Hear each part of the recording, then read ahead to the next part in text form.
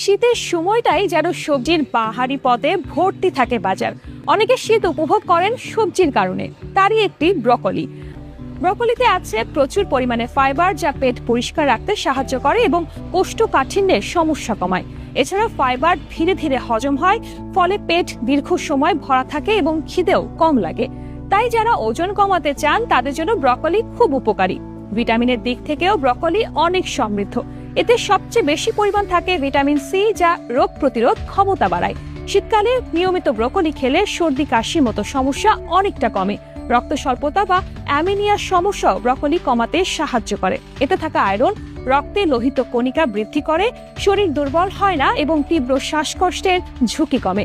হার্টের সমস্যাতেও বেশ উপকারী ব্রকলি। পটাশিয়াম সমৃদ্ধ এই সবজিটি রক্তচাপ নিয়ন্ত্রণে রাখতে সাহায্য করে এবং হৃদরোগের ঝুঁকি কমায়। সব মিলিয়ে ব্রকলি খেলে শরীর থাকে ফ্রেশ, রোগ প্রতিরোধ ক্ষমতা বাড়ে এবং স্বাস্থ্যের জন্য অনেক উপকারী।